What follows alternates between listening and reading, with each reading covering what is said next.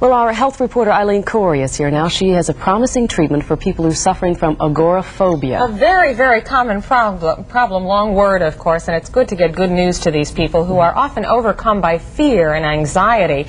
Their anxious feelings keep them from doing even the simplest of things, like going to a store or a restaurant, driving in a car, flying in a plane.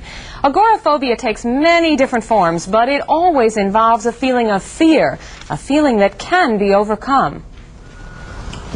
Every time Natalie Busili got in a car to go to a shopping mall, the anxiety and the fear began to build. She was afraid that what happened to her before would happen again. I had jelly legs. You know, like I couldn't hold myself up, and I started breaking out in a sweat. My palms got sweaty, my feet, the works. My heart started pounding.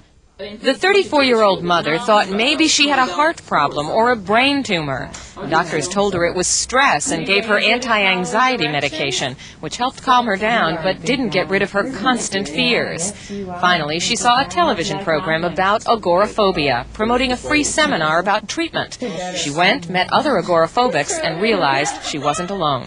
When we talk about agoraphobia, we're talking about 20 million people in this country. Only 2% of these people are housebound. They can't leave their homes. They're so fearful. The rest have chronic anxiety. The Greeks used to call it fear of the marketplace, fear of going out into open places. Now we see it as a fear of fears. This person is so tied into what could happen that they can never leave that fear. Psychologist Dr. Joel Getz says agoraphobics can be helped, but they require a special approach, one that involves the support and feedback of other agoraphobics. One treatment that appears to be highly effective involves the use of audio tapes featuring mental health professionals and agoraphobics working together. It changed Natalie's life.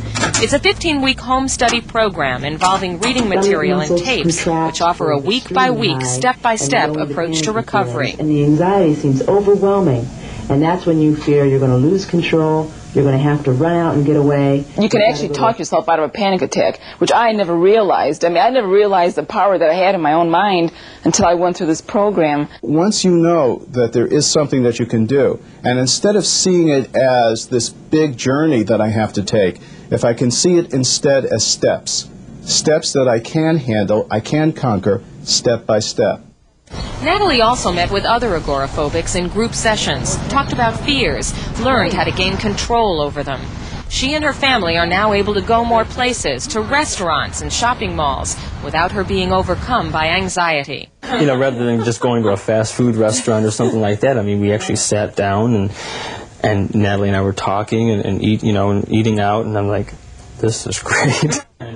Natalie wanted to share her story, hoping to help others who may be suffering needlessly. There will be a free seminar next Wednesday night at the Holiday Inn in Independence. You can call 292-6007 for more information. The seminar will offer help and hope to people whose lives are filled with anxiety and fear. Natalie attended a similar seminar back in January. That's where she learned about this 15-week program. More than 300 people were at that seminar. Quite a turnout, Connie, considering it was Super Bowl Sunday. So now that it's not the Super Bowl, I wonder how many people will turn out. I hope a lot do. Of all those people then who turn out, let's say 300 people turn out, do they have anything in common, like their personality traits? Yeah, interesting. What psychologists say is that they tend to be perfectionistic. They have very high expectations of themselves, but they've got some self-esteem problems, which perhaps contributes to the anxiety, the stress. If they lose control of a situation, they're very uptight about that. Well, I hope this can help them. A lot of people, and then not even the Super Bowl to contend with. Right. All right, thanks, Eileen. Well, still to come on the First Report today, it's not a mystery why a cartoon classic is getting so much attention, but does this mean big bucks at the box office? And a homecoming for Liz Taylor. Tony Harris has entertainment news, and he's coming up when we come back. Stay tuned.